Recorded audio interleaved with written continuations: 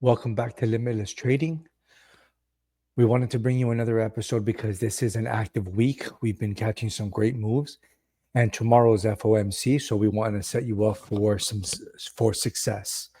Again, this is not financial advice. Please trade at your own level and your own risk tolerance. Now, we had discussed in a previous video in the past that as long as we kept defending 55.31, which we did back, down here at with CPI, that the market was going to be bullish. Now, this is a 15-minute chart that shows that for today, we said that if 52.72 fails, which is what happened this morning, our guys saw a crackdown, consolidated, and we caught the short when we saw that the level wasn't going to retest. The key to the market, remember, is support resistance levels. You don't go long at all-time highs or when you're hitting resistance. If 5,700 would have held, we would have taken another long for a ping pong. But we also knew that the probabilities is that Tuesday was going to be a low. Doesn't mean it's the low of the week, but Tuesdays are 80% of the time a low. Now, we also saw that 55.60 was defending, and we said anything above 55.31, 56.37 is bullish, right? So as of right now, there's a trend line that we're watching. This trend line right here, it goes back to a bullish divergence, and another trend line right here that also is a bullish divergence. So we actually took a small long into FOMC. Personally, most of us are not trading FOMC. It's a day off. Let the market whipsaw, go crazy, go up and down. It's going to be very volatile. Now, we had said in a different video that VIX is on a bearish divergence, which means it's starting to collapse, but it was a little spike today.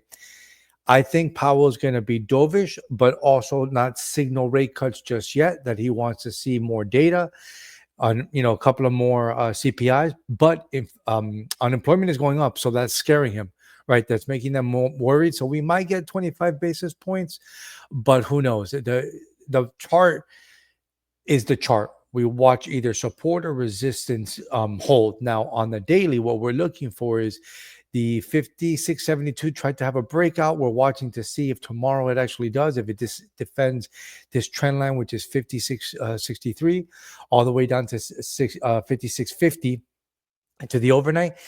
And the EU session bounces up. It's been pretty consistent that the overnight session has been bullish. All of this activity you're seeing is the overnight session. Again, the morning was bearish, but we saw a bullish divergence come in during the New York session, which tells us that they bought the dip for a reason. And divergences can only be created by market makers. They're the only ones that kind of have that kind of money. So on the 15-minute, what you want to see is bouncing and defending of 56.50, possibly down to 56.37 again, if the market decides to do a bear trap and then bounce up. If it defends 56.37, you can risk on possibly being dovish and coming back up, recovering 56.50, 56.71, so on and so forth. I say it again, you can short any level. So if, for example, 56.71 rejects, by all means, take a short down to 56.50, but keep your stop loss tight. There's no rule that says it has to go up. There's also no rule that says it has to go down, but we're still oversold on the daily.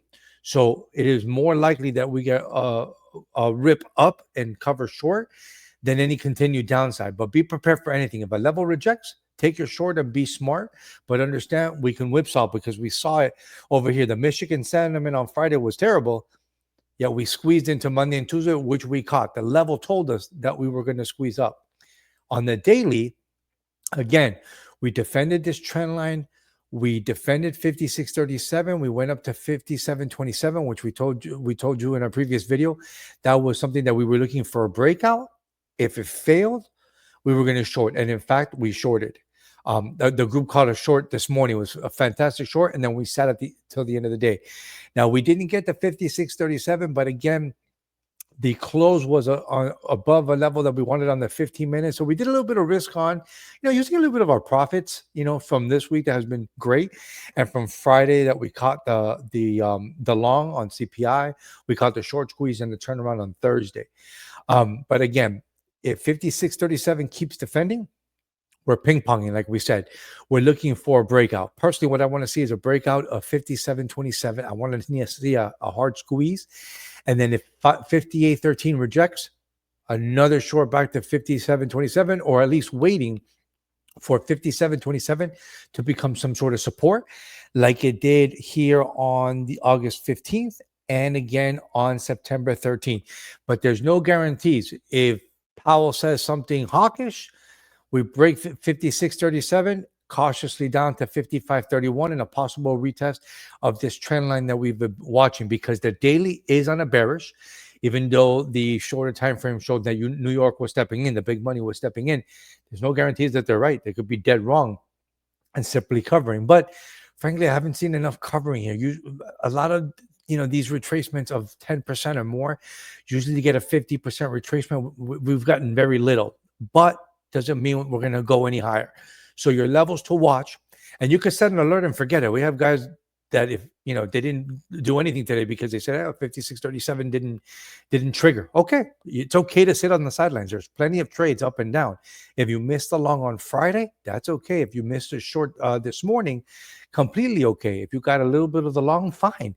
Take your base hit and keep it moving. You don't have to trade every single candle and up and down and time the market. Frankly, I'm looking more for a squeeze based on the fact that we have just been oversold this entire time right here.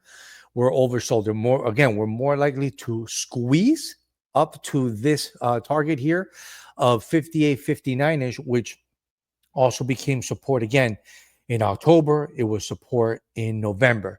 Is it going to be resistance now? Blast through and turn support? Now, again, not even Tommy Lee knows. Nobody in the right mind would guess correctly. Now, I defer to the upside because, again, this area is defending. But if 56.37 breaks down and rejects, take your put, take your win, and walk her down to 55.31. If that breaks, we are coming down to 52.62. But I would have to see this trend line break, and it's been pretty sturdy so far. So we may just retest 55.31 again. That looks like around actually next week on the 27th. We may see another low, and then we're bullish for April 1st for the next CPI. So we're still buying dips, not because we're bullish or bearish, but because number one, we're oversold and we're very, very likely to cause a squeeze. Same thing as last summer when everybody was bearish, the end of the world. We ended up going to all-time highs. Is that going to happen again?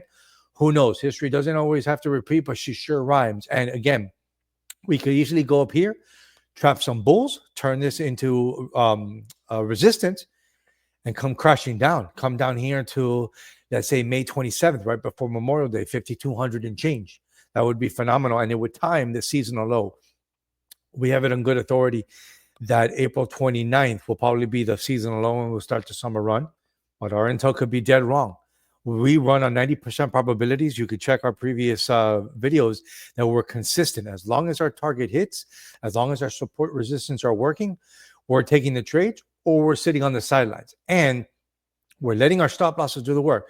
None of us knew we were going to go past 57.27, right? If we had a breakout, we should have broken out to 58.13. We didn't. So our stop loss kicked in. We saw it was rejection and we took our put. But let the market tell you the story. And if there's no trigger, if there's no levels, enjoy the rest of your day. Don't have to trade every day. You can pick and choose the pattern. Say, hey, which days, again, Tuesdays tend to be lows. Thursdays tend to be lows. We also have some other tools that we use, including Elliott Wave, to give us a general idea of what the sentiment in the market. And frankly, the market is on fear. What does that tell me? Fear is going to subside. Greed is going to take over, and we're going to go higher. I'd rather short greed and buy fear, to be honest with you. I don't short fear.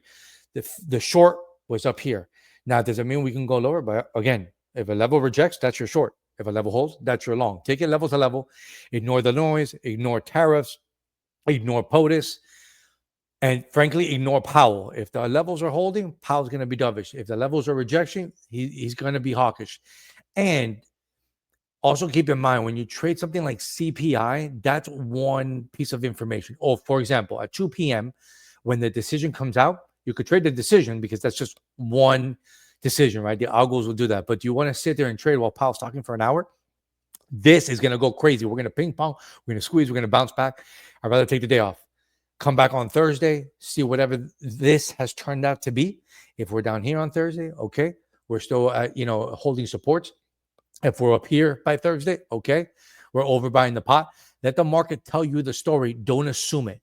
And don't let the gurus and gurus and all the experts on every channel tell you what the market's going to do, because frankly, nobody knows. Good luck to you all. Please subscribe, like, and if you want to join our Discord, comment below.